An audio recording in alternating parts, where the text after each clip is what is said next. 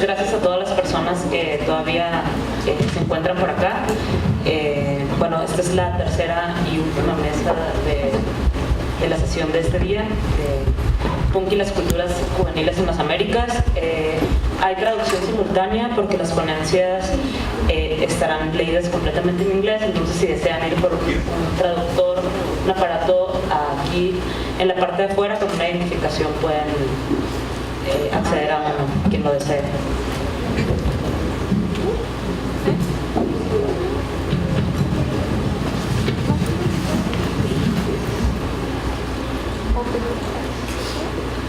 Bueno, entonces empezaríamos con Yuri Rodríguez. Gracias, bienvenida. Ella es estudiante de doctorado en la Universidad de California, Irvine, e investigadora visitante de literatura en el MIT, Massachusetts Institute of Technology. Sus investigaciones sitúan la disonancia de lo negro en la estética puertorriqueña de los siglos XX y XXI, y el objetivo es lanzar una lectura alternativa del sujeto puertorriqueño, revelando las contradicciones antagónicas en la política en cuanto a la antinegritud se convierte en la base de la crítica y el análisis. Gracias, Yuri. Gracias. Thank you so much. Thank you, Shane, for letting us come here and enjoy the space.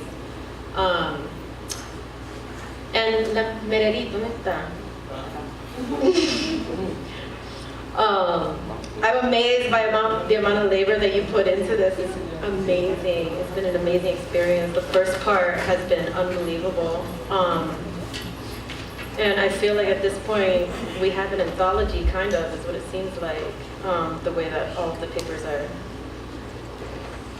working with each other. So, the name of my paper is called Punk Profunda, the Sonic Blackening of Puerto Rican Personhood.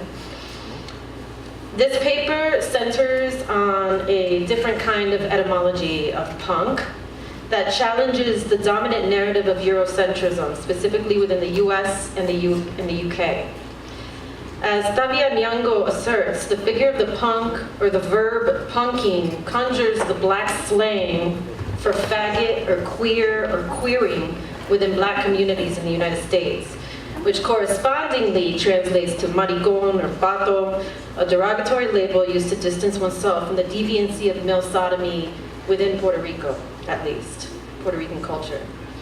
Nyong'o's turn to punk locates an erotically violent slippage between black Americans, queers, and the cisgendered heterosexual, which he calls an experiential field that exposes the politics of punk within a Western context as an appropriated, whitened, reactionary aesthetic. Therefore, according to Nyong'o, punk performs an ennegrecimiento that reveals anti-black, racist, and heteropatriarchal formations of violence for colonized peoples throughout the Américas. In short, punk as a form of ennegrecimiento is antagonistic to the blanqueado logics of particularly Puerto Rican personhood. And the first video is from Matt Blake y Los Stalins. And in some ways I see it as a kind of reaction to the kind of Puerto Rican nationalism, the more blanqueado notions of Puerto Rican nationalism that has kind of held us within this like space of docility, is what I call it, within Puerto Rican culture. And this no doubt is attached to, or at least associated or emerges from, the violence that Puerto Rico is experiencing right now. The negation of straight up basic human resources right now in Puerto Rico as a traditionally colonized US colony. So let me play.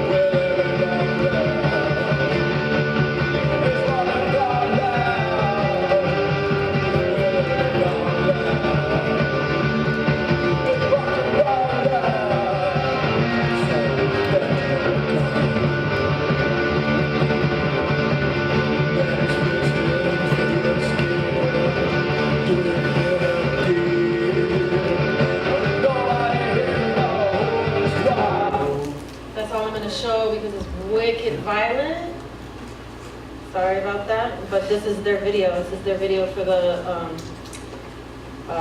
their song Gunland. And a lot of the footage is from the 1980s, late 1980s, early 90s. And this was a regular, I mean, I think it's the same throughout Latin America, where it's like, this was on the news. It's exclusivo, right? It was always out and about and very honest within Puerto Rico, the island itself, but then within the United States and the diaspora, it was a completely different story of what was actually happening in Puerto Rico. Is the same thing that's happening right now with the hurricane. Let me take that off. That probably fucked some people up. I'm sorry about that. So the first video is the song Gunland by Matt Blake y Los Stalins. This Boricua punk band describes themselves as performing un punk primitivo, a gesture toward the abject sound emerging from the colonized body, living and dying on the island of Puerto Rico. Arising from the rural and economically isolated town of Quebradilla that borders the northwestern shore of the Atlantic Ocean, their music performs the experience of state violence that reproduces criminality on the island. The video portrays the hyper-masculinized and ultra-violent space of the Llorens-Torres slum, a welfare housing project in Santurce constructed in the 1950s during Luis Muñoz Marin's Americanizing containment of Puerto Rico's racialized undesirables. The projects are paradoxically named after the Puerto Rican writer and politician Luis Llorens-Torres, who wrote El Grito de Lares, a revolutionary manifesto that deals with the attempted overthrow of the Spanish government in 1868.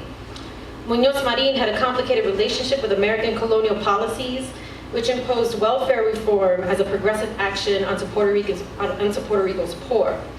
The suspended colonial status of territorial non-incorporation emerges out of this imposition in 1952 through Muñoz Marin's eventual surrender to American hegemony. Matt Blake's use of this historical context highlights the genealogical descent into the work of machismo as an instrument of state violence. And so now I'm going to show a second video by diasporic Puerto Rican punk band from Oakland called Las Sucias. It's kind of reactionary, I guess, to Matt Blake.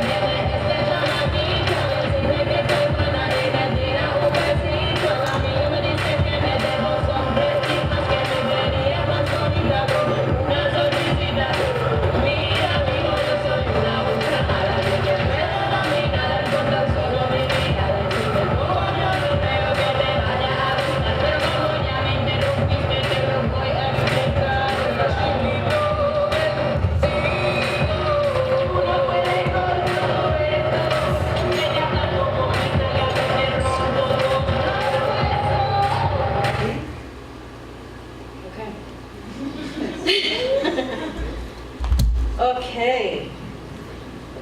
So the second video seems to react to Matt Blake's hypermasculinity with a grotesque feminine figure, critiques and undoes the machismo found in Matt Blake's video. The lyric Chiquito Bendito performs a kind of castration of masculinity's ruses in Puerto Rico. And Las Sucias actually consist of Danishta Rivero and Alexandra Bushman, hailing from Puerto Rico and Venezuela originally. They describe themselves as a noise reggaeton duo based in Oakland and Puerto Rico that focuses on the grotesque experiences of racialized gender in the diaspora. In a comment to Veronica Flores, a journalist from Remezcla, about the artist behind the band, Chaveli Riestra, Bushman explains, quote, "Women are seen as smooth and hairless. We told Chaveli to get nasty, get grotesque, use bruja energy. Las Sucias is about the grotesque," end quote. Rivero and Bushman's theatricality within their performances signals another way of being for colonized women within the borders of civil society. The Afro-Caribbean rhythms found in reggaeton, amalgamated with the cacophonous and abstract soundscapes of noise punk, performs an ennegrecimiento of the experiences of gender and sexuality for Puerto Rico and its diaspora. Yet within both songs and videos is a sonic affect that gestures towards the blues as well as la bomba. Matt Blake y los Stalins depend on the 1 to 3 chord schematics found in the blues and later in rockabilly that emerged from the Mississippi Delta during the antebellum period. As Matt Blake writes, quote, "The project explores the obscure sound of the 50s and 60s rockabilly blues and the psychotronic nature of the 80s underground garage with a minimalistic, unsophisticated approach and DIY ethics," end quote. Their lyrics and sound seem to echo a transcultural and geographic exchange with an exchange that I'm creating and imposing onto them with the Mississippi Delta through what Clyde Woods terms as the blues epistemology, a quote, "channel through which the Reconstruction generation grasped reality in the midst of disbelief, critiqued the plantation regime, and organized around it," end quote. Both Matt Blake and Las Sucias depend on racialized forms of sound that emerge from the liminal spaces created by plantation cultures. We must listen to different formations of punk emerging from Puerto Rico and its diaspora as performing an Afro-diasporic and Caribbean rendition of the blues. I take Wood's claim seriously when he writes that, quote, "The blues and its extensions are actively engaged in providing brutal intellectual confrontations with the truths of working-class African-American culture," end quote. Yet I expand this claim geopolitically to include the plantation cultures and regimes throughout the African diaspora, Puerto Rico included. Musicologist Yvonne Rapport maintains that, quote, "Hearing punk as blues is more than an exercise. It is a musical starting point for untangling the complex relationship between punk and social categories of race, class, gender, and sexuality," end quote. The intersectional experiences of colonial violence and the apocalyptic move to resist such violence are the narratives told by Boricua punks. In a sense, I claim, I guess, at some point in the article that I'm going to write, that Boricua punk asks what it would mean to choose blackness, to choose ennegrecimiento as opposed to nationalist discourses around racial hybridity.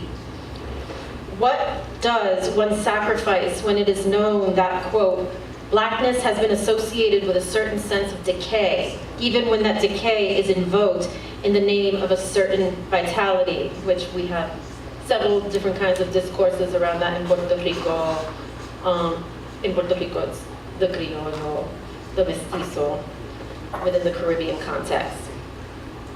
How does this choice reconfigure universal ideals of punk? As such, this paper asserts that the anti-colonial forms of living gestured to by Boricua punk rock music performs an ennegrecimiento of Puerto Rican civil society that sheds light on the anti-black and colonial ultra-violence experienced by the colonized peoples. I turn to island Boricua punks Matt Blake y los Stalins, as well as diasporic Caribbean noise reggaeton punks Las Sucias, to show how they constitute themselves and others within the diaspora through forms of sovereignty that transgress the blanqueado borders of colonization. I maintain that punk, as a form of ennegrecimiento, expels the excess energy of living in conditions of incredible colonial violence on both sides of the diasporic divide. Rather than depend on an analysis and critique of the influence of Western notions of punk rock music on Boricua punk, I particularized Boricua punk movement within the geopolitical space and time from which it emerges, a traditionally colonized U.S. territory in the greater Antilles of the Caribbean as well as its diaspora. This allows for a more nuanced reading of the affective and material conditions from which the Boricua punk screams and plays. This music, no doubt, ruptures moral codes of European civility imposed by Puerto Rican nationalization as well as American colonization. The anti-colonial stakes of Boricua punk scream, therefore, delineate an alternate reading of punk that reveals the contradictory and antagonistic politics induced when performed in an ennegrecido space such as Puerto Rico. Yet I am not interested in searching for Boricua punk origin story, nor am I interested in its associations to Western whitened renditions of punk history. Instead, I take seriously the political significance of the punk's music and voice, centering the punk body within the geopolitical space of the Américas, with its violent histories of racial slavery, colonialism, and migration. I contextualize Boricua punk rock music within transnational racial and cultural exchanges that perform radical resignifications of the meaning of sovereignty for colonized punks. In short, the screams of the Boricua punk perform an ennegrecimiento that upends colonial narratives of personhood. The concept of ennegrecimiento has generally played an important role in reproducing the whitened gran familia puertorriqueña, or the Puerto Rican nuclear family, through culture, serving as a proxy to signify undesirable publics. Yet Matt Blake y Las Sucias invert this role within their music and provoke a call for racializing whiteness and blanqueamiento. This prophetic call is not just one that exists at the level of abstraction, but performs its own radical acts onto the normative strivings of Puerto Rican civil society. Ennegrecimiento indexes the centrality of racial slavery and its production of criminality on the island that was, and still is, dependent on a proximity to blackness. This paper begins to analyze what the Boricua punk rock voice and music, the scream, the guitars, the drums, the bass, the visual framing does and could do for anti-colonial struggles throughout the Américas, I guess. It does. That's it.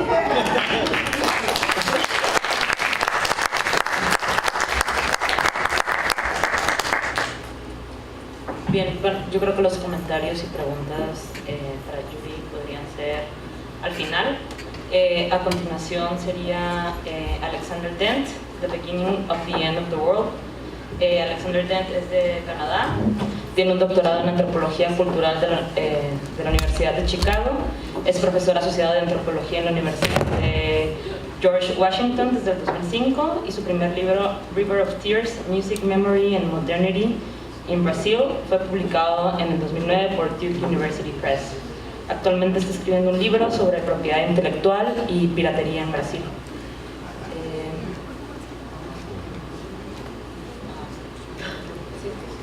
Entonces, se solucionan aspectos técnicos y empezamos.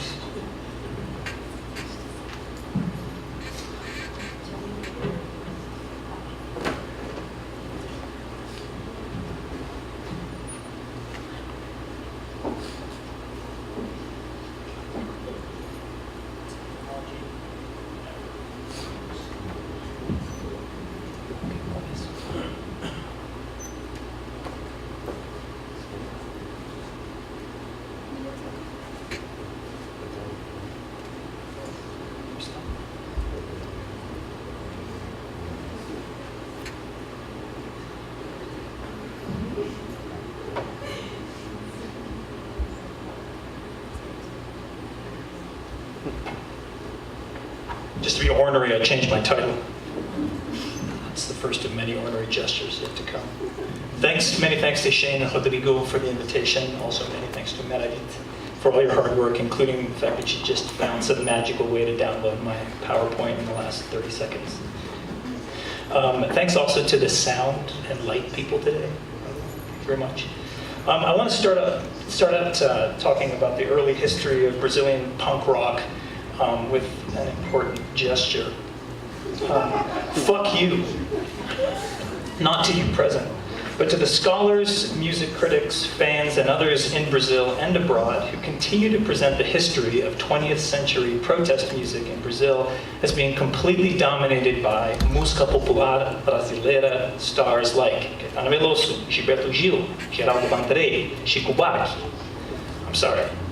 To be clear, I don't actually have a problem with their music. Not that they would care if I did. In fact, I quite like a lot of MPB. Tom Zé is terrific.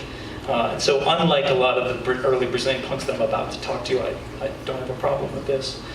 But my point is that if you look at the way histories of Brazilian music are written, MPB is overwhelmingly rendered as the protest music of Brazil's dictatorship years between 1964 and 1985. And the notion that MPB was the only protest music is crap. Sure, MPB did some important early protesting in the form of poetic lyrics, but in the late 70s and early 1980s, Brazilian punks from the city of Sao Paulo, and in particular the ABC region around Sao Paulo, were making loud, explicit, in-your-face, there's no sort of poetic sleight of hand here, this is in-your-face, fuck you protest music, and they rarely get credit for it. And so as an example, I wanted to play a little bit of this song called Garotos do Subúrbio by Os Inocentes. And this song appeared on really the first recorded Brazilian punk rock record, which is called Grito Suburbano, which is from 1982. Vídeos punk.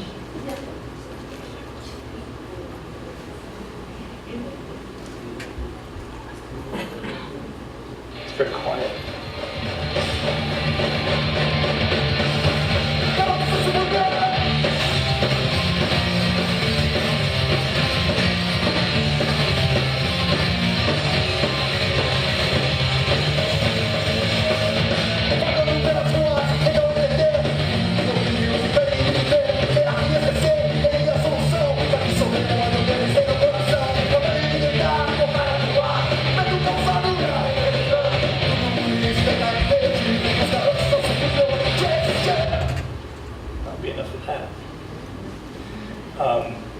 So that's a protest song.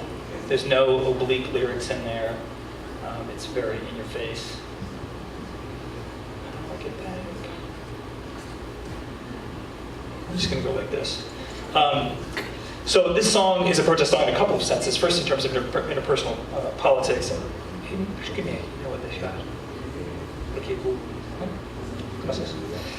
So this song is both talking about how crappy it is to be, many of these early punks were what were called office boys, or traveling around on motorcycles and carrying things around for high-income companies in Brazil. Life is pretty crappy. The song calls that out. But the song also explicitly calls out repression of the military dictatorship. So even though a couple of these Brazilian early punks, Clemente in particular, have created MTV presences now, they've gotten some public recognition, still when you look at the history of protest music in Brazil, punk gets completely written out of it. And so lest my message not be clear, I want to be clear that I'm saying fuck you to that. Clemente himself, Clemente, had really hated MPB, and one of the reasons that he hated MPB is because it wasn't sufficiently steeped in protest. And so, I don't know if this is legible here, but what he's doing here is he's taking a bunch of famous MPB songs and he's kind of inverting them. So nós estamos aqui para revolucionar a música popular brasileira, pintar de negra a asa branca, atrasar o trem das 11, pisar sobre as flores de Geraldo André, e fazer da Amélia uma mulher qualquer. So the early punk rock definitely wanted to set itself off from MPB. Okay, I've gotten that out of my system. Now I want to get to the real kind of substance of the paper. I want to talk about 5 things today, and I'm going to do it fast. Origins and definitions with respect to punk music, broadly speaking, globalization and locality. I want to talk about the relationship between overproduction and underproduction. I want to talk about unity and conflict. And then the last thing is kind of a methodological point about words and music. So the first thing is the problem of definitions. In this documentary about punk origins in Brazil, made in 2006, it's a film called Botinada, A Legion do Punk no Brasil. This kid, there's a a show going on the street, and there's a kid standing there with his friends, and there's a mosh pit kind of behind him to his right, and this hapless journalist walks up and says, "Picky punk, well, tell me what punk music is." And the kid says, "Você quer saber o que é punk? Quero mesmo? You really want to know? Então, afunda aí no meio e você vai saber. Go into the middle of that mosh pit, and then you'll find out what punk music is." Você perguntou o que é punk? Punk é o caralho. It's like, how can you ask? How can I possibly answer that question? I love this response. This seems to me like a kind of eminently punk response to me, because it mingles politeness with derision, threat and humor, seriousness and mockery. It also seems to me to be quite punk that he refuses the terms of the question, but accepts the question itself. With respect to this broad question of definitions, my experience playing punk in DC and talking to old DC punks, and also talking to old punks in Brazil, is that punks absolutely hate it when academics start to break down their practice into theoretical concepts. However, fuck that. I'm an academic, and I like breaking shit down to academic concepts. That's what I do for a living, so I'm going to indulge myself. I also think there's a great deal about punk that actually lines up very well with all kinds of important aspects of Western philosophy. So, on with the show. Lots of writing about punk has focused on its disordering quality. And the most famous example here is Dick Hebdage's book, Subculture, The Meaning of Style, which is that rarest of academic things, a short academic book. This analysis has been echoed in all kinds of places. People have sought to, sort of drawing on Hebdage a little bit, have sought to apply some of Bakhtin's ideas about the carnivalesque. But in terms of trying to explain what punk is, not just in Brazil, but broadly speaking, the disordering actually seems kind of obvious to me. What strikes me as probably more noteworthy is the way that disordering facilitates an interplay between underproduction and overproduction. And I want to come back to that in a minute. So that's all I have to say about definitions so far. The second problem I want to talk about is the problem of origins, which has come up obliquely in a number of, actually it's come up explicitly a couple of times today. So having worked on various different kinds of Brazilian music over the last 20 years, I wrote a book about country music, as was mentioned before. I noticed that when Brazilian intellectuals want to dismiss something, they call it foreign. And this has been brilliantly broken down by Roberto Schwartz, who's written this great essay called Nacional por Supressão, which is a great essay. And we see this kind of foreign dismissal with a vengeance in the treatment that early scholars of punk and early journalists give it in Brazil. So for example, in 1978, these two Brazilian journalists from the interior state of Minas Gerais had this to say about this show which they saw in Belo Horizonte, and their tone here is mocking the whole rest of the article. Se o punk é o pobre, o lixo, a violência, então podemos dizer, sem medo de errar, que o Brasil é a vanguarda do punk. Punk no Brasil é contradição, absurdo total, mas é também deboche tropical. I don't speak Spanish. Las cebores, please don't help me. That, thank you. Importamos punk da Europa, mesmo já tendo o nosso dia a dia. Nossa vida é punk, nossa música é punk. São punk nossas ruas, nossas cidades, a próprio sistema em que vivemos. Why the hell would we bring this in from somewhere else when we're sort of marinating it on a daily basis? So my question is, how do we interpret these knocks against what often gets called cultural imperialism? I've got a couple of ideas here. So, it's foreign? Who cares where it comes from? Because one possible retort is, it's working here, right now. It's working in this particular location, Brazil, 1978. And what I mean by working is that it's allowing local actors to engage in socially meaningful expression and thought. I think working in the Brazilian context as well would have to include channeling political critique and change. That's clearly important.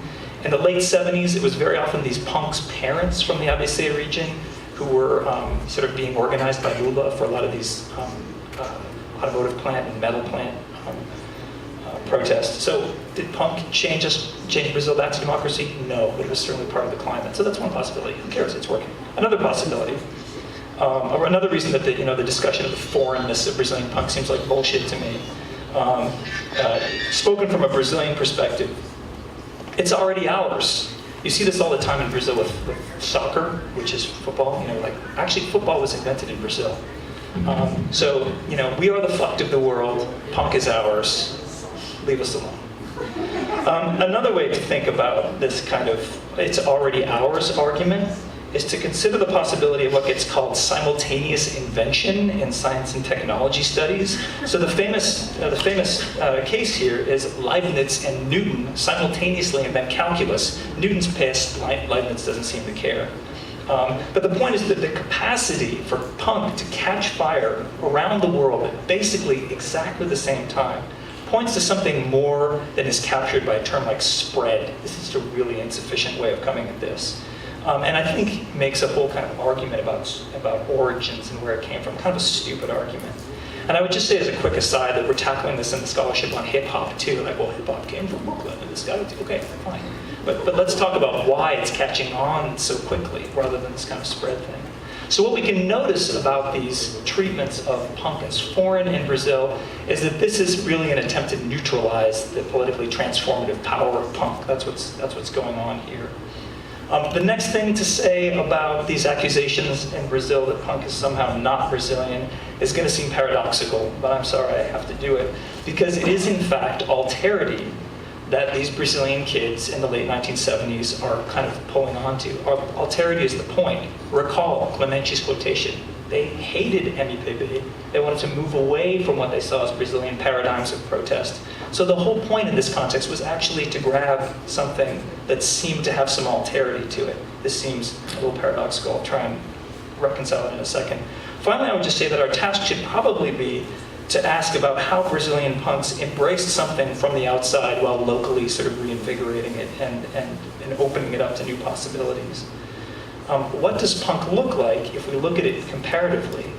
And I think, I've always, as I teach sort of anthropology of Latin America, I'm always looking for new ways to sort of talk about the region of Latin America, to talk about the Americas broadly speaking. And it seems to me that there is a lesson, I haven't figured out exactly what it is yet, but there's a lesson to be drawn about sort of the speed of the spread of neoliberal theology and what are the appropriate means of responding to it. Which brings me to my next point, which is about overs and unders. As Shane has pointed out, punk seems deeply preoccupied with underproduction in a whole series of domains: fashion, instrumental technique, recording quality. So Fabio, who's the owner of Sao Paulo's first punk record store, Punk Rock Discos, and later the singer of the legendary band Olho Seco, he recalls that the first studio that they recorded Grito Suburbano in was just this terrible, crappy setup for evangelical and country music, and when they got in there, they blew the microphones apart. So there are all these narratives about, look how shitty it was when we were coming up. So underproduction, clearly absolutely crucial. But one thing I've been thinking about is that underproduction, I think, has to be linked with overproduction. And I think that's probably true of a number of different forms of popular culture, but I think punk does it in a particular way. And to me, coming somewhat late to punk, well, I was in a Sex Pistols cover band in 8th grade, but then there was a long, dry spell. It seems to me that there's one defining feature of punk. It's that it is, as a live medium, punk has got energy, a lot of energy. I remember someone once asking Shane what was a bad punk show, and he stood there for a minute and he was like, no one's dancing. So remember, Brazilian punks hated the kind of prog-ish impulses of MPB, and they felt like they had to clear all that crap out of the way, grab an instrument, and just fucking play it loud. And so one of the things I've been toying with recently is what is maximum about maximum rock and roll? Maximum rock and roll, of course, is an old zine that's miraculously still running in the Bay Area. So there's all kinds of places we can see this linguistically reflected in early punk and proto-punk stuff, raw power, white heat, stage diving, the pogo. The point is, as anyone knows who's been to a punk show, underproduction leads to this kind of over-the-top energy. So I wanted to suggest as a kind of working hypothesis to myself, I guess, that as a critique of neoliberal theology, punk, yeah, it engages in a kind of disordering, but it does it through this particular relationship between underproduction and overproduction, or what we might term underfucking and overfucking. It's the relationship that I think is calibrated in a particular way with punk. I have two final issues that I want to bring up. One of the seeming paradoxes of the Brazilian scene and many growing punk scenes was the nature of simultaneous tremendous conflict and coherence. And that to me is an interesting puzzle as a social scientist. How do you have a scene in which people are fighting all the time, and yet there's a lot of coherence to it? And in Brazil, it went a little bit like this. In the winter of 1982, our summer, conflicts between two groups of punks in Grande São Paulo had become pretty violent. At one show, for instance, this punk Padua, who is the lead singer for the band Passeatas, tried, I don't know what exactly happened, he narrates it, but he tried to throw a Molotov cocktail into a fan of, urban, sophisticated Sao Paulo fans, and ended up just burning the shit out of his hand. He wears a prosthetic now. But the point is that conflicts, not quite that bad, but conflicts were taking place constantly. Kids are being arrested every weekend. And the substance of these conflicts resembles conflicts that occur in many punk scenes that have been described in the Peruvian scene, but in other places as well, where this socioeconomically poor, self-proclaimed, authentic group, and in this particular Brazilian case, these are the punks from ABC, from the suburban region, demonize this wealthy, ostensibly inauthentic group, and in this case, the punks from the city of Sao Paulo proper.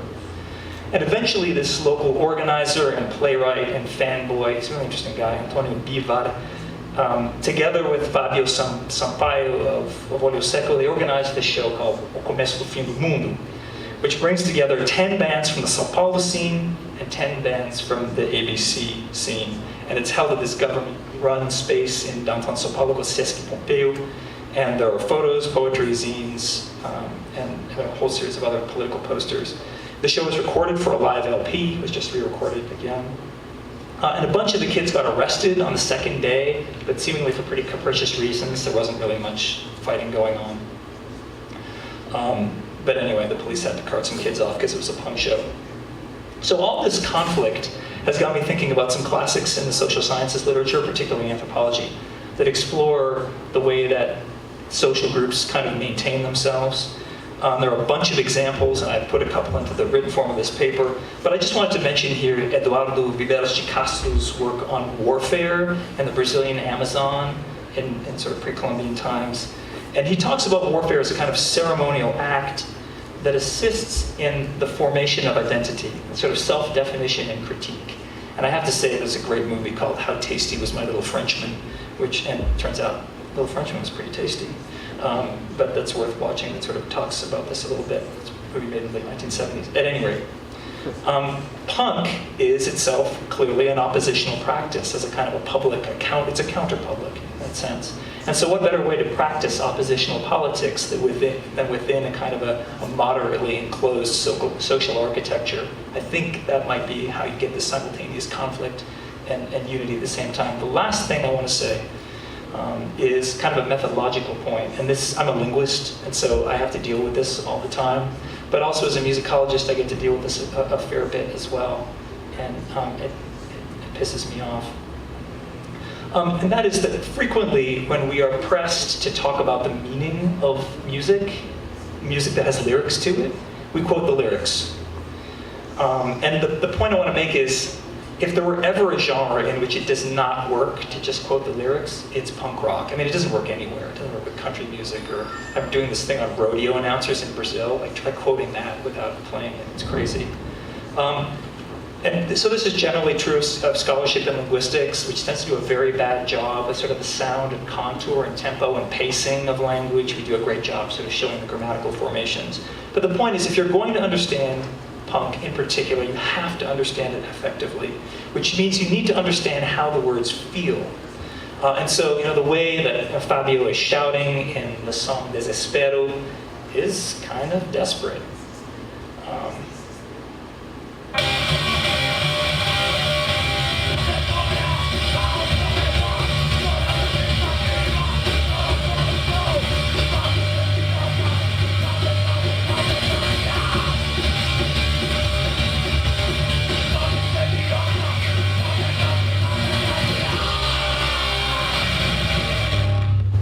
Now, quoting those on a lyric sheet is going to get you 20% of the way there.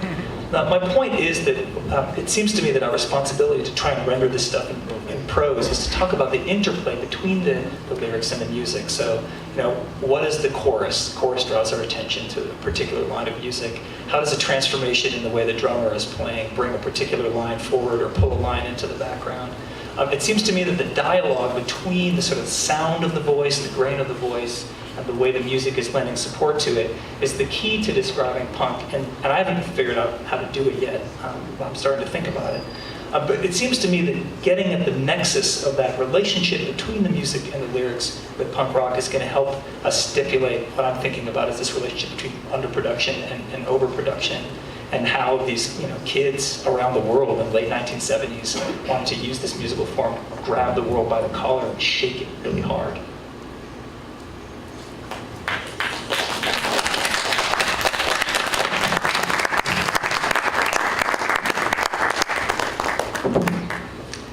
Bien, ahora tenemos a Thomas Swenson, The Alaska Scene as a Colonial History.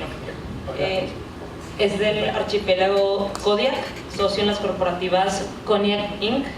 y Lesnoy Inc., creadas por la Ley sobre Reclamaciones Territoriales de los Nativos de Alaska, y también es un miembro del Tangirnat Native Village. Está escribiendo un libro sobre el punk indígena hemisférico. Gracias, Tomás.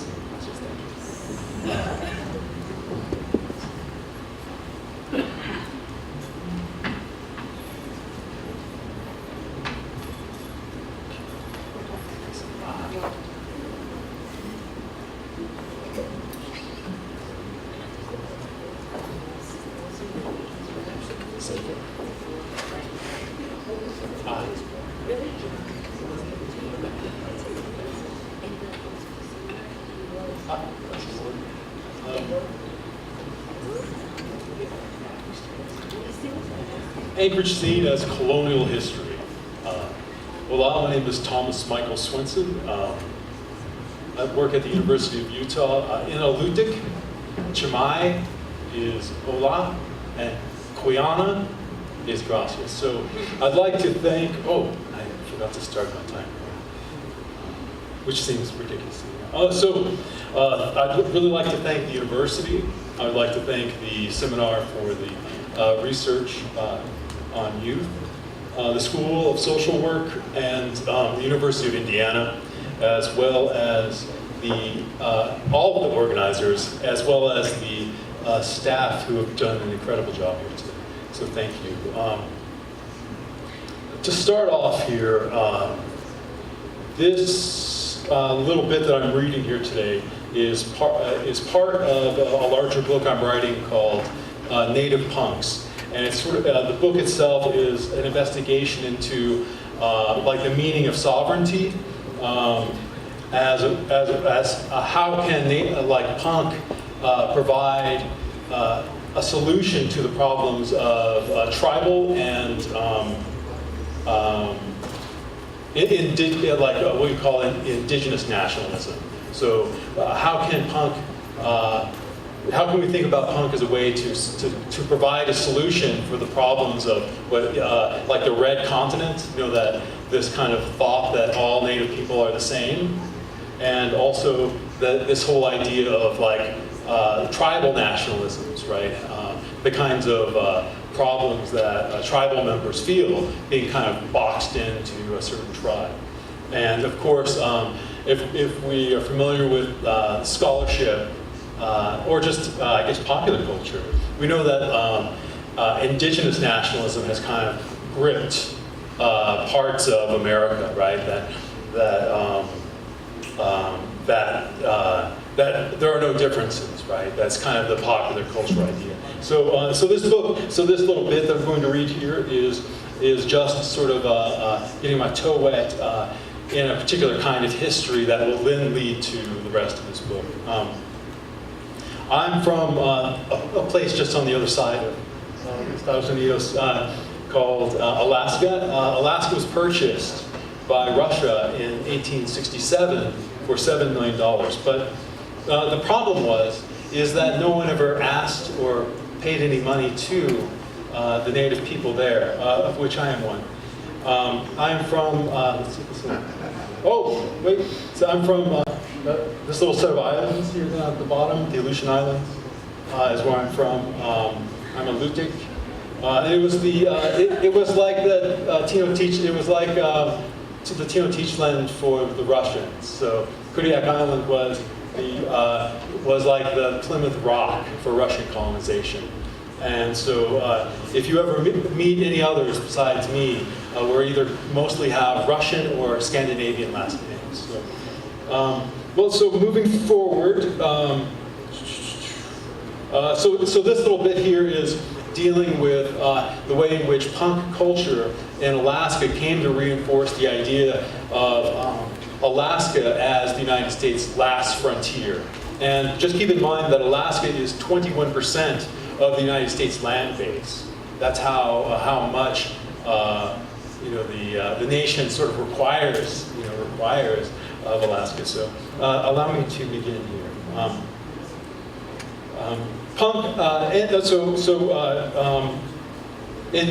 Alaska became a state in 1959 without ever solving the relationship between native ownership of land and its hold over and the nation's sort of authority over this giant piece of land.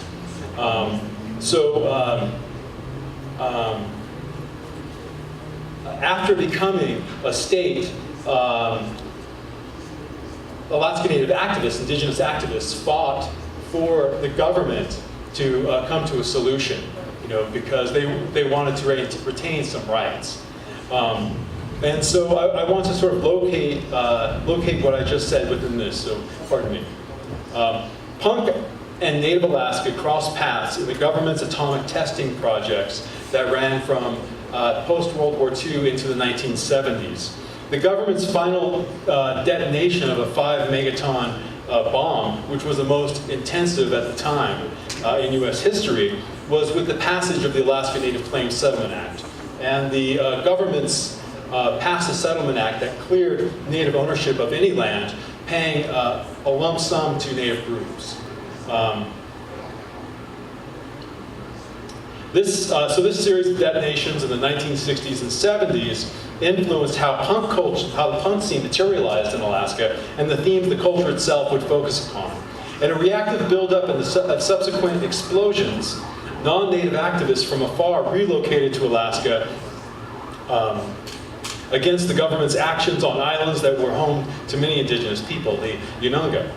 They began meeting in a small office-like warehouse on 15th and 15th Carlick Street in Anchorage's Fairview neighborhood. This is on your right is Gil Munoz, who was a drummer in a couple of bands I was in, and the other character is an Athabascan punk named Mark Watkins, who would go on to become a white supremacist skinhead and totally forget about his upbringing as a Native person.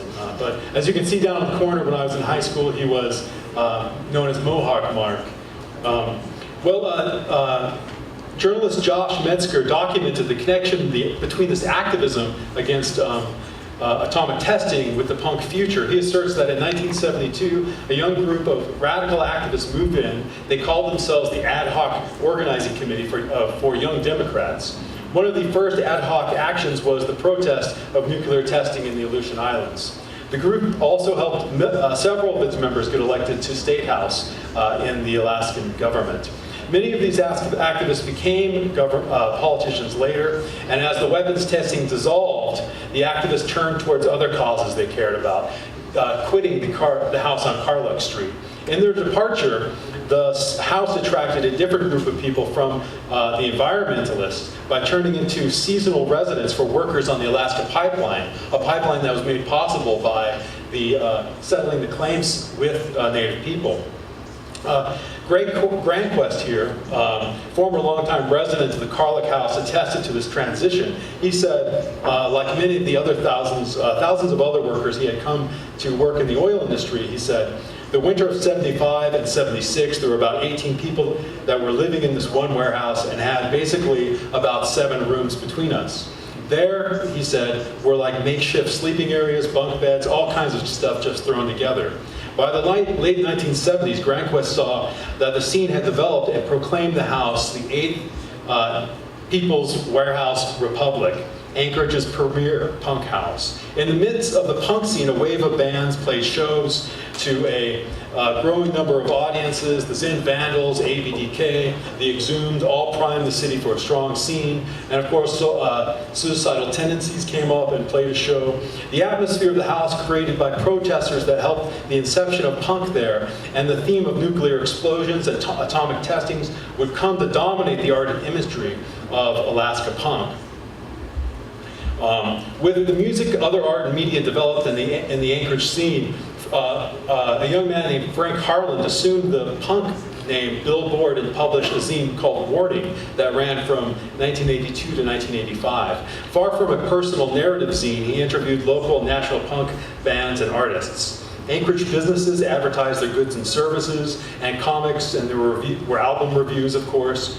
And Warning sort of lent a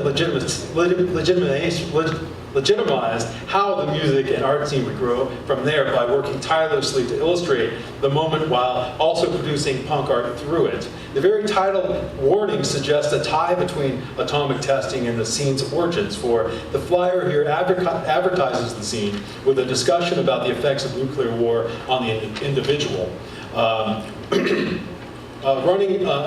The word warning runs up the side of the page in bold script, and the flyer asks, "What's wrong with this picture?" In the middle, there is a line drawing of a man in brief-style underwear with multiple injuries. The text above him reads, "A lot can go wrong with your health due to a nuclear attack. In fact, nuclear war can be a real headache." Arrows point to the various ailments and conditions that nuclear war can cause a person, like unsightly hair loss or thyroid cancer. To the adverse public service announcements beneath list stores that sell the zine at the bottom of the page, next to a scrolled question, "Is there life after life?" Harlan and the rest of the scene continued to use the imagery of themes of nuclear war in the years that followed the initial publication. While distributing Warning, Harlan as Billboard hosted a show called Bomb Shelter Videos from 1984 on a public access television network. The program played, of course, music videos and did comedy skits. By 1987, Harlan had moved the show to Seattle when punk started developing his grunge there. But before he left, he got involved with a band called the Klingons. And so just a little bit more about this whole idea of the last frontier before I quit here. Right, so that the last frontier, as Alaska, opened up a space for growth and sort of this ideology that there was still this like wilderness outside of the contiguous part of the United States. And in due course, Alaskan punk came to reinforce these ideas that the state was a frontier culture. Punk spilled over with venomous masculinity towards women, the indigenous, and the queer. In the 1983 demo tape, Hide Your Eskimos, the first album by the Anchorage band Klingons, that rang out a lawless assault. Even though they had songs about the Cold War called The Ruskies Got Me, the demo tape possesses a track listing of songs called like Fudge Packer, Trim Hunt, and I Hate Rubbers, all representing a U.S. frontier nostalgia mixed with a struggle for domination that composes the myth of Alaskan masculinity. Tied to the heteropatriarchal misogyny and racism in punk, the Klingons followed the culture of hurtful work from bands like Drunk Engines and Angry Samoans. The songs from the Klingons' first recording sounded as xenophobic as the creepy lyrics written by Tesco V of the Meatmen. Exemplary of this Anchorage scene as colonial history, this demo tape, Hide Your Eskimo, resorts to frontier themes. Hide Your Eskimo, in fact, commands that Inupiat and Yupik people should take cover because of the band's arrival. Sociologists Maureen Hogan and Timothy Purcell point out of the horrific and legendary set of undertakings a non-native person, must accomplish in order to become a real Alaskan man. One of those being to fuck an Eskimo, in quotes there. Hide Your Eskimo evokes a sexual conquest of native Alaska. And the demo's cover consists of a line drawing of Marvel's bare-chested X-Men character Wolverine, duplicated with his head replaced by two of the band members. The back cover presented the band standing in front of the Stars and the Stripes, the American flag, the U.S. flag. in the guise of being silly Klingons, form of punk, reinforced an angry and brutal aspect of U.S. culture. The band names Drunk Engines and Angry Samoans pointed towards stereotypes built on imperial history, but the name Klingons did the same thing through science fictional work of Star Trek. The difference from those is that the Klingons produced a fatal masculinity reflective of U.S. frontier culture in a region that the United States was using as an atomic playground, while denying indigenous rights. Their work explored the limits of colonial practice, inciting Star Trek's theme of frontier exploration. Hydro Eskimos begins with the song that pushed the idea of the frontier culture within a sample of William Shatner as Captain James Kirk, speaking with the opening monologue of the Star Trek series. Kirk says with the split infinitive, to boldly go where no man has gone before. Then the fuzzy music starts with a bass and guitar slowly playing a rhythm that sounds a lot like D.I.'s Richard Hung Himself, or D.R.I.'s Soup Kitchen Blues, kind of an G, A sharp, A, C kind of rhythm. The vocalist sings a creaky crucifix type voice. Look out Kirk, look out Spock, the Klingons are here to clean your clock. In Star Trek, the Klingons are an imperial race that serve as antagonists to Starfleet's crew on the Enterprise. Using the quote about the frontier space exploration, the Klingons position themselves as the dark side of frontier culture, whilst the alliterative lyrics suggest violence against the law and order symbolized in the fictional Starfleet. Just before I let you go, produced by Frank Harland or Bill Board, they have a video called Shooting Winnebagos that further communicates issues of masculinity and colonialism in Alaska. The piece starts with the camera behind a man in a green military uniform discharging an assault rifle. The man turns his head and smiles to the camera.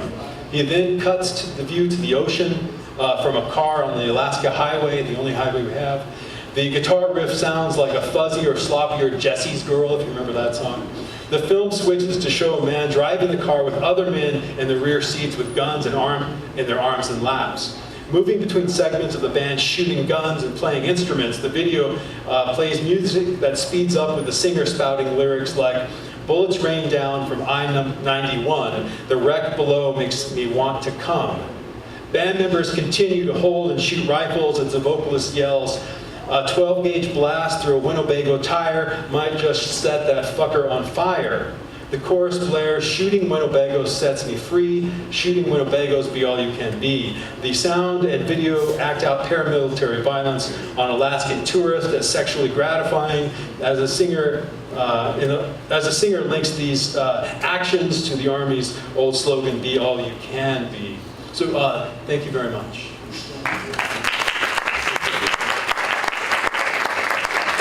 Gracias, Tomás.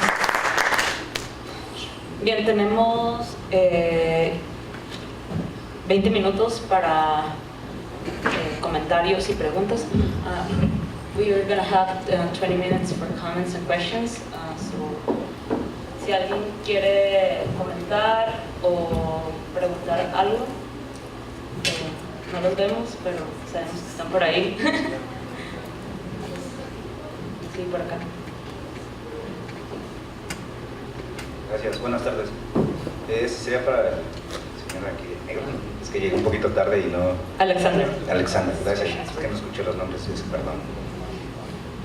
Estaba viendo que estaba investigando, bueno, lo que alcancé a entender de los punks de Brasil y las diversas manifestaciones de ser punk, ¿no? La forma de que ellos lo toman. No sé si usted tenga conocimiento de que en México hay otro movimiento como que por debajo del punk.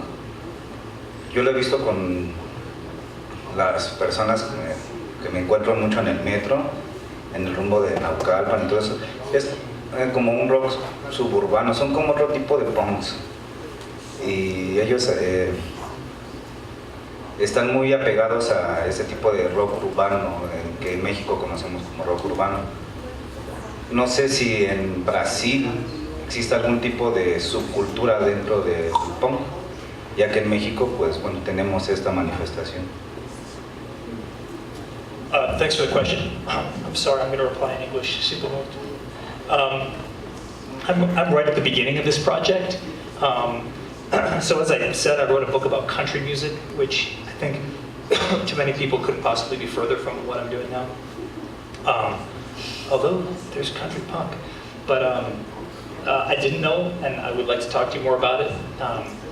You know, what I've been doing right now is sort of gathering oral histories from people who were in the early punk movement. You know, I'm working actually with the bassist Chiporão,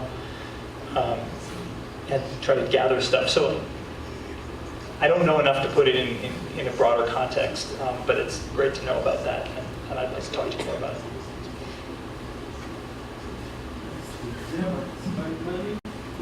lo que hablas son de los chavos indígenas que son más aguas, son inmigrantes del Estado de México y son chavos migrantes que vienen a la Ciudad de México a trabajar y son de la etnia Mazahua o Tomí, que son del Estado de México, y ellos pues se identifican con el rock urbano, pero también les gusta el punk y se visten punk.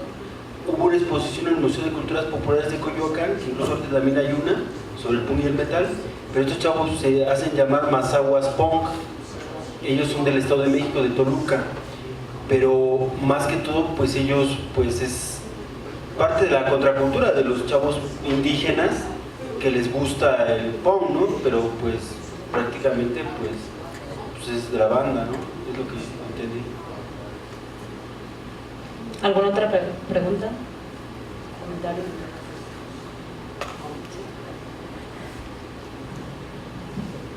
Para el compa de traje, ¿cómo combinas el punk con lo que haces y todo esto? O sea, porque luego es medio contradictorio, ¿no? O sea, para los que nos dedicamos a las leyes y todo esto, entonces les preguntas, es que yo fui punk, ay, ¿por qué eres así ahora?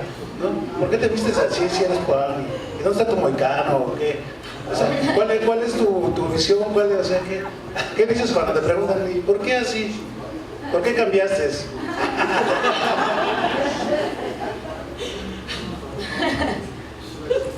Well, I would say that we were talking earlier about someone mentioned Maximum Rock and Roll, the zine. The founder, Tim Yo, he suggested that punk was an independence from government and an independence from corporations, right? I'm really suspect if I'm independent from government in this room, right? I mean, we're here because of government, right? And so part of this is just to give respect to all the people who have come together to make sure my safe passage from the Estados Unidos to here. Thank you.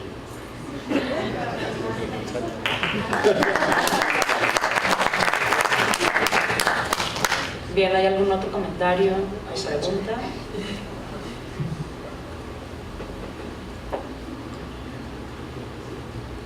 Bueno, es para cualquiera de los tres. En el contexto latinoamericano hay como un auge, ¿no?, del punk, como este desfogue cultural y político, ¿no?, que viene como a ser ese canal de protesta o un medio contestatario de las condiciones de vida, específicamente inicios de los 80s, 90s, ¿no?, en América Latina, lo que se conoce como la década perdida, ¿no? Como que el punk fue como ese género musical a través del cual se expresaron esas condiciones como de marginación, subordinación o desventaja económica o política de ciertos sectores urbanos, ¿no? Y hoy en día, para ustedes, si el punk sigue siendo esa manifestación cultural de las clases subalternas, o ahora desde su posición, ¿qué creen ustedes que ha sustituido al punk? Si el punk ha sido todavía, o es todavía esa herramienta cultural de las clases subalternas, o hay algún género musical que lo viene a reemplazar, o con qué género musical se tiene que haber hecho tipo híbrido, ¿no?, como para seguir siendo este método contestatario, ¿no? También en la idea de que sí hay como una escena underground, pero hay una escena absorbida por la industria cultural, ¿no? Entonces, ¿cuál sería, como hoy en día, en América Latina, en los pueblos latinoamericanos con ritmos latinos, esa cultura propia de la clase subalterna, ¿no? Si en un tiempo histórico, en los 80s fue el punk, hoy en día, ¿cuál puede ser ese ritmo? ¿No? Hablaban como, no sé, de las cumbias, ¿no? Del blues, ¿no? Pero hoy en día, ¿qué puede ser? O sea, ¿cuál es ese nuevo punk? Si el punk no solamente es la manera de hacer música, o el punk lo vamos a tomar como, decían, ¿no? En la mesa anterior, como un método, ¿no? Un método de protesta, un método de construcción. Si no solamente se encierra en un estilo musical, sino en una manifestación, ahora ¿cuál es el nuevo punk? Tal vez el punk de ahora suena, no sé, un ritmo guapachoso, un ritmo electrónico, ¿no? Si lo vemos como un método o solamente como algo musical, algo sonoro.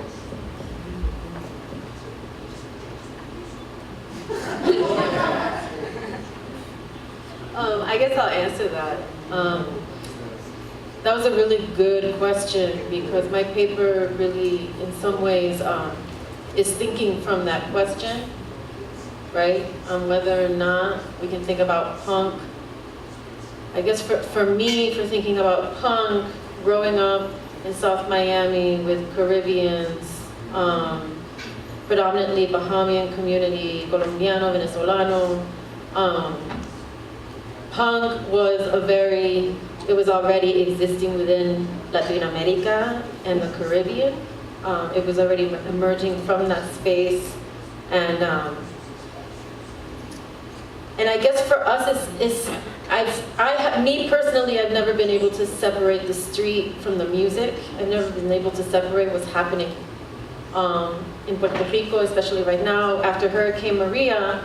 What's happening with Puerto Rican punk rock music right now is like Las Sucias or Zusa Santa Maria, where hay una mezcla de cumbia, de reggaeton, con el punk.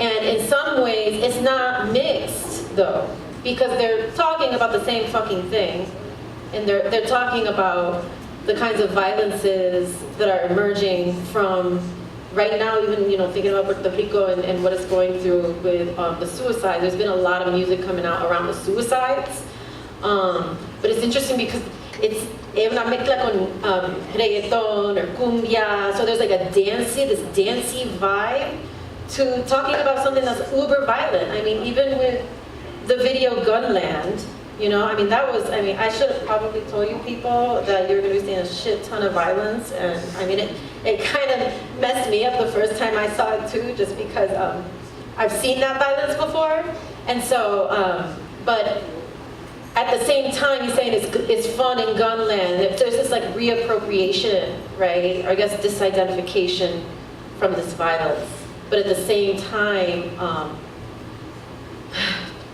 trying to make it central.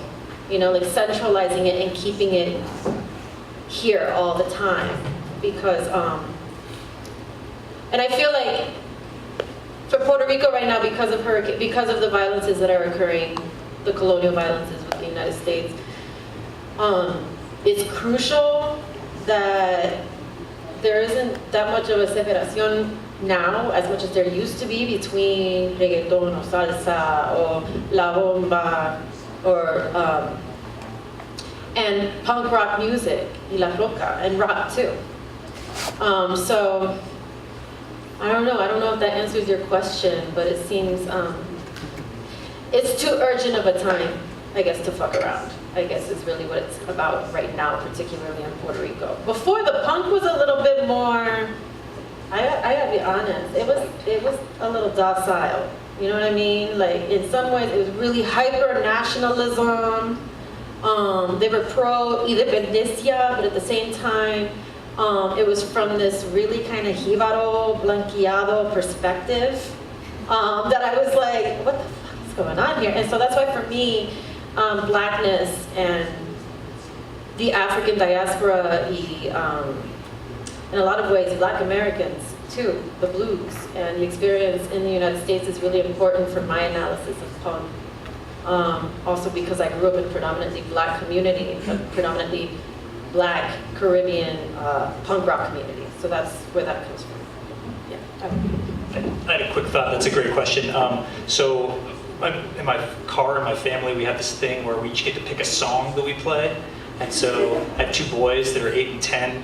And so, you know, one of them will pick a song. And I picked my song the other day, and I picked Joe McCarthy's Ghost by the Minutemen, which might be one of the best songs ever. And I was playing the song, and my two boys were in the back, and they heard the song many times. They're like, you know, all right, you know, that's Daddy's song. First of all, it's not fair because they took a 4.5-minute song, and mine's 1 minute and 52 seconds. But I had this moment where I was sitting there thinking about, do they feel like I felt when my parents put on the oldies station? And I had this moment where I wanted to jump out of the car. I mean, I think, you know, is punk still alive? Protest music? I mean, I found the paper this morning on the Pucho punks really interesting. And we were talking a little bit about it at lunch, the fact that they're less wedded, it seems to me, correct me if I'm wrong, please, but it seems to me they're less wedded to a particular genre, and sort of punk becomes an attitude, and then punk is some of the sound of the music they play, but they're also playing hip hop and they're playing some cumbia as well. So it may be that punk as an attitude is what's transforming across a couple of different genres. That might go some distance toward this. And then the last thing I want to say is with respect to punk in DC, EDM has been hegemonic for so goddamn long. And, you know, I've been done for a long time. But I'm seeing some evidence that the kids are done too. I work with high school kids on cell phones, and they're done with EDM too. And so maybe guitars will come back.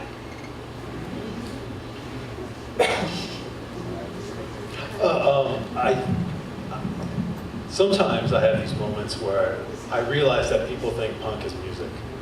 Do you ever have one of those moments? Right? I mean, do you know what I mean? You're like, you're living as a punk. You like punk arts. You know what? You go punk dating. Like you have a punk name, right? And then all of a sudden, like people are like, "Oh, punk's music," and you're like, "That's why I'm a punk, because I'm just so fucking stupid." Right? Because I thought, you know, you think punk encompasses all of these things, but it's often pushed to the music itself, right? And not like now, right? Punks are really interested in producing cassettes, you know, music punk, little cassettes now, right? And the rest of the world is like, that's the stupidest thing on the planet, right? And that's what's so beautiful about punk, right? It's like, that's an opportunity, you know, it's too expensive to produce vinyl anymore, right? And so, so I always been kind of leaning towards this direction about these, you know, the rise of corporate culture in the 70s and all the things that, like, the nasty stuff that punk came to represent for popular culture, you know, in the way that popular culture always reads punk as being like rebellious against popular culture, as though punks really care about popular culture. You know, like punk is independent of it. And so you know, but there was that moment, like all of you in the room have that moment where you realize, like someone thinks, if you're a punk, that you just like music, right? And that you only listen to punk music, right? You've never heard anything else but punk music, right? So hopefully that's an answer. So, thank you. Thank you. I'm going to make a comment, just a little comment for closure, and I'm going to make it in Spanish, and maybe we can talk about it later. Bueno, voy a hacer un comentario de manera de cierre de esta tercera mesa que también pues, da por concluido el evento de hoy de punk en las Américas, otro punk es posible. Y bueno, yo, no sé, a lo largo del día estuve escuchando muchas reflexiones muy interesantes. Yo me autoadscribo a una edad, y yo creo que por el resto de mi vida, como una persona punk. Y creo que, justo como mencionó Alexander, en este momento no importan los orígenes. Yo no me identifico en lo absoluto con los Sex Pistols ni con los Ramones. Yo me identifico mucho más, por ejemplo, con los crudos o con Limp Bizkit, pero creo que justo la cuestión de la música ya es como irrelevante y es como más una cuestión de un ethos, ¿no? ante la vida, de una forma de oponerte, ¿no? Como de hablar, continuando con esta línea que tú mencionabas de la oposición y bueno, retomando como las ponencias de esta tarde. Me parece súper interesante lo que retomas, Yuri, porque creo que justo en este momento la escena queer y la escena reggaetón, trap, aun cuando puede ser sumamente violenta, es muchísimo más transgresora que muchas escenas hardcore, por ejemplo, ¿no? O sea, la escena hardcore es súper masculinizada y así, bueno, yo voy a tocadas desde crust, hardcore hasta reggaetón o mami sluts, ¿no? Entonces llego a una tocada de hardcore y me parece completamente heteropatriarcal, blanquizada, o sea, más en diálogo con una cultura hegemónica que con algo realmente transgresor, que es el ethos de nosotros, los punks, ¿no? Entonces, continuando con esta línea de o sea, esta línea de lo antipatriarcal, lo anticolonial o lo antinuclear, creo que hay que permanecer en lo que somos, ¿no? Como la transgresión, ¿no? Y creo que en este momento quienes están logrando la transgresión justo son las disidencias sexogenéricas, y creo que ahí hay como una escena punk súper interesante, ¿no? Y bueno, no sé, sería como un comentario un poco disperso, pero sería como un poco de reflexiones a partir de las tres ponencias y de lo que he escuchado durante el día. Obvio, podemos platicar mucho más ampliamente ahora, más tarde, mañana también, y agradecerles a todos su presencia el día de hoy. Si quisieran hacer algún otro comentario sobre lo que se escuchó durante el día, sí.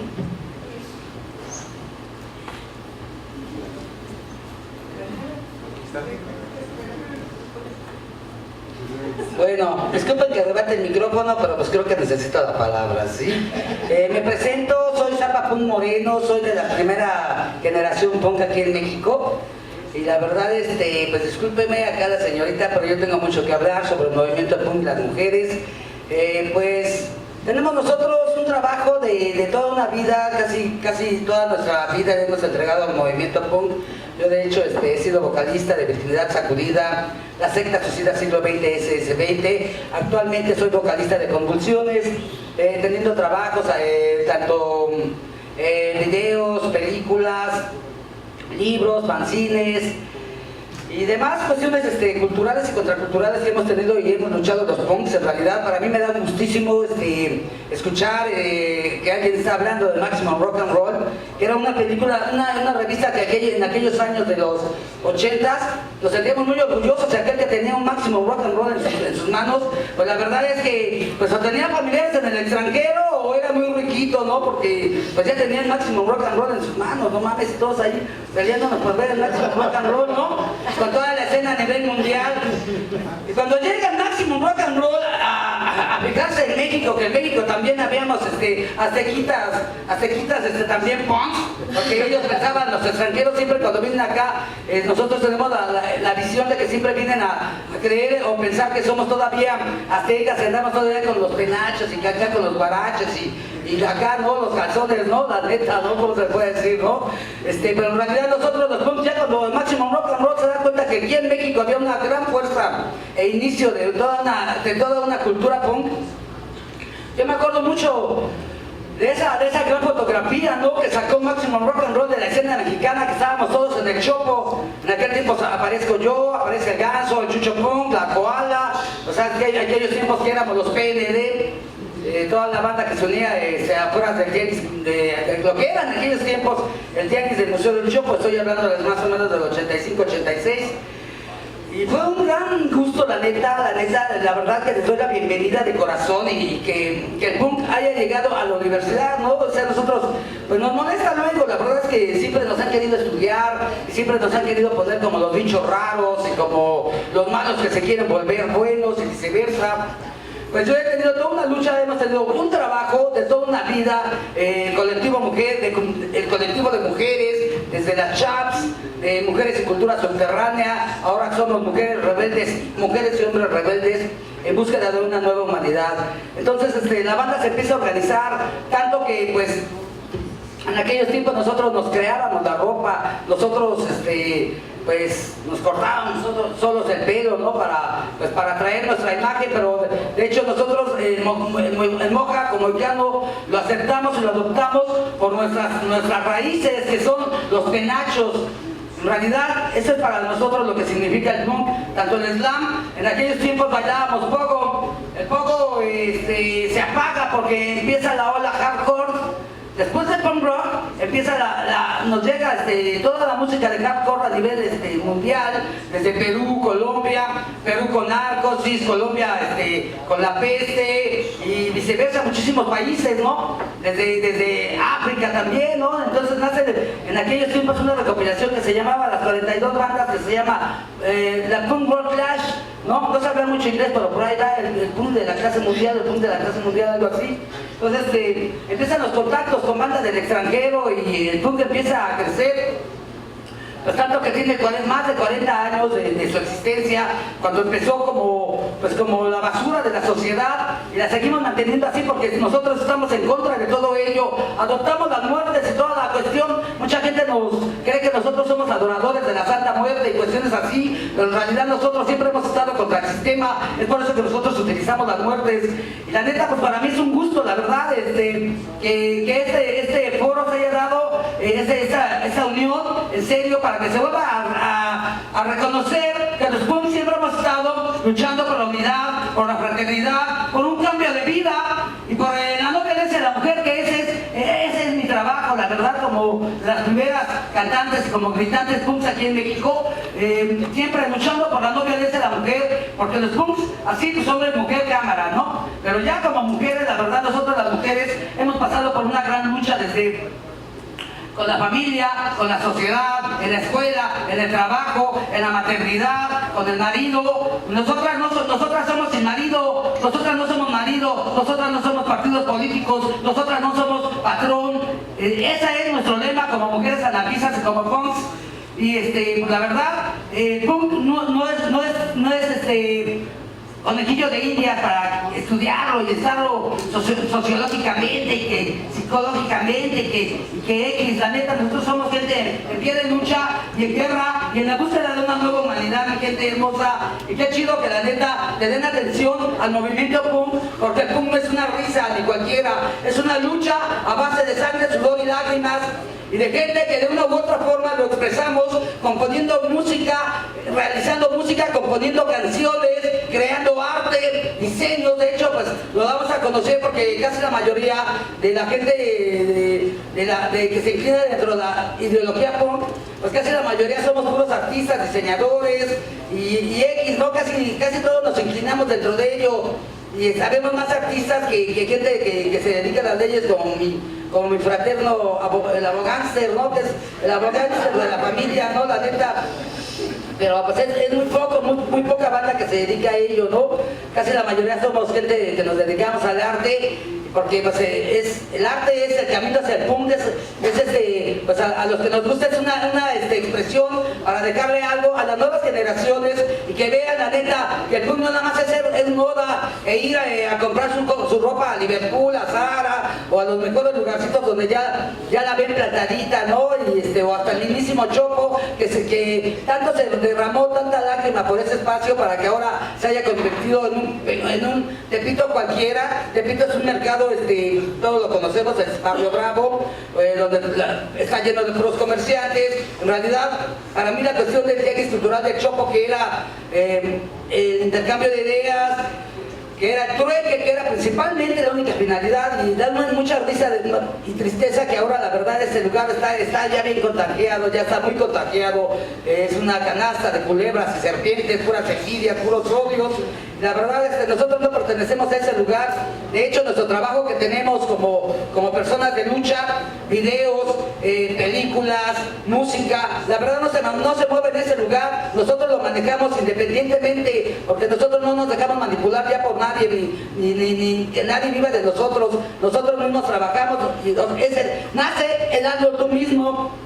que es algo que los punks siempre hemos tratado de luchar por esa actitud. El punk significa demasiadas cosas: punk anarquía, punk libertad, punk todo, punk amor, punk paz. O sea, el punk somos un chingo de cosas bien en contra de la gente, porque ellos son todavía la monotonía, son los zombies del sistema. Nosotros estamos en contra de ellos. Toda la vida nos hemos dedicado a romper cadenas. Es por eso que siempre sacamos cadenas. Es parte de nuestra forma de ser, porque nosotros toda la vida hemos luchado por romper cadenas, por romper leyes, por estar en contra de ello, porque nuestras leyes son una basura y nosotros hemos sufrido desde golpes, violencia, balaceados, nos han tratado de asesinar, de acuchillar como mujeres, y como mujeres estamos aquí presentes en la lucha, y eso, pues hemos creado canciones por la no violencia como Sirenas al Ataque, por culpa de todos, que lo pueden ver. Convulsiones Punk está presente, Zapa Punk Moreno en YouTube, pueden ver mi trabajo, y la neta, es una lucha de toda mi vida, porque el punk no muera y porque la mujer tenga un lugar donde ahora estamos y que nos corresponde, porque aún así nos falta mucho por luchar. De hecho, hasta con nuestros propios hermanos nos ha costado mucho trabajo, porque pues el machismo está muy enclavado, en serio. A pesar de que se dice luego que son mentes abiertas y todo, pues la verdad mucha gente está muy corta de criterio, ¿no? Y como mujeres, la neta, siempre hemos luchado mucho. ¿Y por qué? Porque buscamos siempre la libertad, siempre hemos luchado por la justicia. De hecho, aquí en México luchamos porque se hiciesen las casas de la mujer, porque en aquellos tiempos no había ningún partido político pensaba en la mujer, ningún partido político pensaba en el aborto legal y gratuito, nadie, ningún partido político. Nosotras como mujeres punk siempre andábamos metiendo en las delegaciones nuestros proyectos, que siempre fueron rechazados, pero pues ya con el tiempo los retomaron gente ya más académica y con más estudios, y ya entran las psicólogas, y ya entran los sociólogos y sus ETC de todo ese tipo de gente, y empiezan a trabajar ese tipo de proyectos para la mujer, y nosotros nos aplaudimos con el tiempo, porque decimos, pues qué bueno, de perdida nuestra lucha no ha sido en vano, ¿no? Y siempre luchando por la no violencia a la mujer, porque en realidad las punks también formamos parte de un cambio del mundo, y la mujer tiene responsabilidad de los días, nuevo mundo. Muchísimas gracias a la gente que vino de cualquier parte del mundo, de la ciudad o del país. Muchísimas gracias, y la neta, qué bueno que se den cuenta que el punk verdaderamente no son los delincuentes. La neta, que haya gente aquí que también como yo ha luchado y tiene su trabajo para poder cambiar para hacer y realizar un cambio de humanidad, de base y de raíz, porque es lo que necesitamos todos, en serio, banda, porque el punk es conciencia y nada más. Gracias. Muchísimas gracias.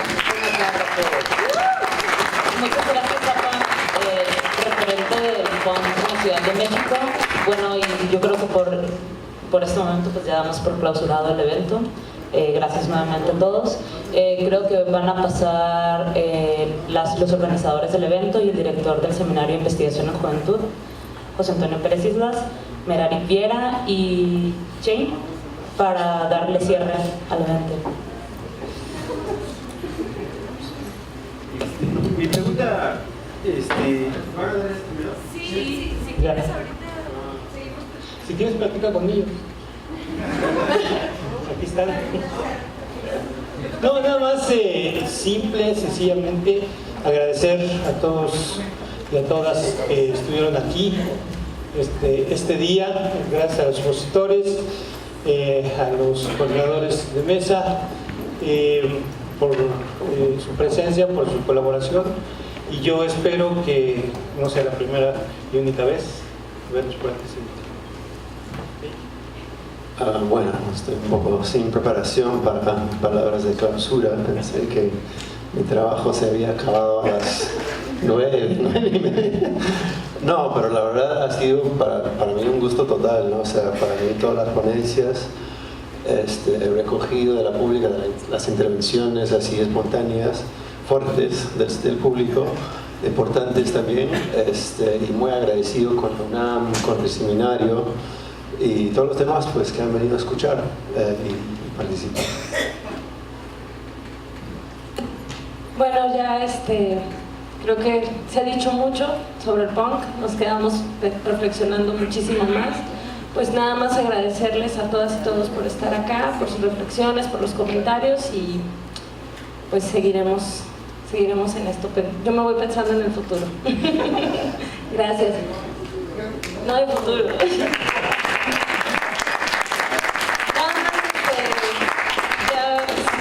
Quien guste, Magos quiere leernos algo y bueno, ya con esto damos por cerrada el trabajo. Gracias a ustedes. Pues yo quisiera leerle esto a los investigadores y también a la gente que va a intervenir en lo que van a escribir, y pues ojalá y les quede pues algo, ¿verdad? O algo. Esto para nosotros humildemente es una visión del movimiento punk en el mundo. Y es que el punk en el mundo no tiene edad, ni tiempo, ni lápida. La semilla fue sembrada a los 4 rumbos de la redondez de la tierra. Y las 12 tribus nos tienen en sus parcelas, como el maíz en América, el trigo en Europa. Somos el arroz de Asia y el frijol de África que nos alimenta. El punk surge en las ciudades, en los suburbios, en las favelas, en los barrios pobres del mundo. Somos la semilla regada con sangre, de guerras fratricidas, de holocaustos, de genocidios, de dictaduras fascistas.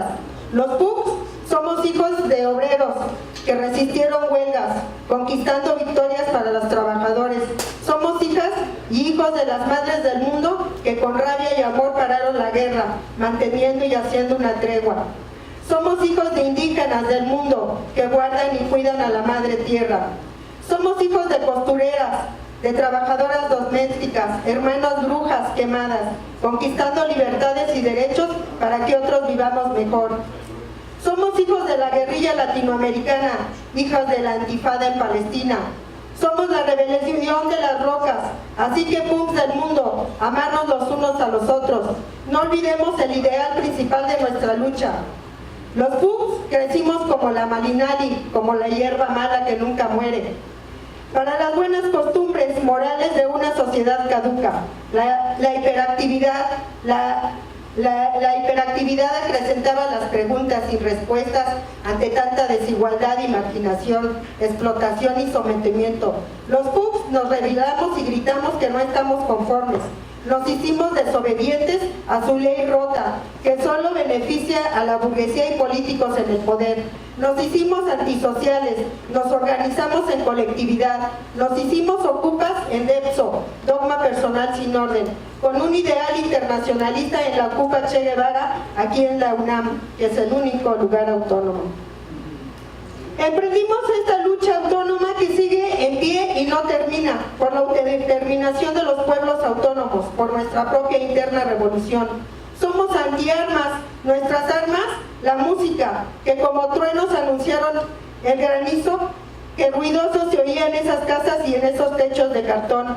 Guitarras, baterías improvisadas, ruidos con mensaje desafiando notas melodiosas para que con gritos subterráneos a ritmo de punk rock, para renacer los cantos de los campos africanos, para ejercer la libertad de expresión. Y a ritmo de hardcore punk, para decir que nos deben una vida, que dónde quedó el porvenir, que hay mucha policía y poca diversión, que los ojos infantiles acechan al chacal destructor, que la masacre de 68 no se olvida, ni Hiroshima, ni los niños de El Salvador, ni Acteal, ni Aguas Blancas, ni Corea del Norte. No olvidamos a las mujeres de negro de Afganistán, ni a las de blanco de Argentina, ni a las de Atenco, que son ejemplo de resistencia, como a las madres de los 43 de Ayotzinapa, como a las madres del mundo que como lloronas buscan a sus hijos, a sus hijas, desaparecidas, encarceladas. Estas luchas son nuestras luchas, porque los punk no tenemos banderas o luchamos por un poder. Esta lucha es por la humanidad, por nuestros niños, por nuestras niñas. Los punks somos las flores muertas de los hippies que pararon la guerra en Vietnam. Somos la generación X, la generación podrida que florece. No solo rompimos las notas musicales de bandas melodiosas, sino que uno que otro vidrio de bancos y hacer portazos a la Secretaría de Seguridad Pública, sabotear sus patrullas y quemarlas, boicotear el McDonald's, aprendiendo a comer sano. También rompimos el buen vestir y la estética dictada por la televisión y las bodas, sin etiquetas, punk, ska, metal, hoy sin etiquetas. ropas desgarradas por la pobreza, botas obreras, mineras, reivindicando al pueblo trabajador, estoperoles y cadenas rotas, sin esclavitud, minifaldas, ligueros y medias rotas, liberando la feminidad. Mi cuerpo es mío y yo decido. Fanzines, radios libres, performance, que con lágrimas, risa y rebelión, parches y consignas contra el capitalismo, el maltrato animal, contra el nuevo orden mundial económico militar y sus reformas estructurales de robo descarado. Somos rotos, sospechosos y curiosos. Caminamos de norte a sur, de este a oeste, a las tocadas, a las jornadas, a los conciertos clandestinos. Como nómadas, nos asentamos en el tianguis del Chopo, como nuestros antiguos abuelos, hermanando regiones sin fronteras, hermandando, reconociendo al gran espíritu creador, no al Dios capitalista que ha impuesto el Vaticano a base de tortura y muerte. Somos guerreros urbanos, cabellos coloridos, moicanas, mojas o cráneos rapados que alarman a la gente, reivindicando a nuestros hermanos piel roja, Dakota, Sioux, nuestras raíces indígenas y rebeldes fraternas, que nos hacen danzar en este slam armonioso, de fuerza guerrera, en este remolino que aunque desordenados, genera mucha energía, generando un movimiento libertario que fue rival, red de voces e individuos de voces autónomas libertarias, que como los peces que se unen para librar el anzuelo, así tenemos que estar unidos para librar a este neoliberalismo voraz. Las chavas activas, PUM, con virginidad sacudida, emprendimos la lucha hacia las mujeres rebeldes, PUM, con menopausia social. Hemos roto cadenas mentales, físicas, desde una misma, en casa, en cama, en el slam. Nos hermanamos con otras mujeres para tener conquistas, como el aborto libre, seguro y gratuito, casas de apoyo a mujeres.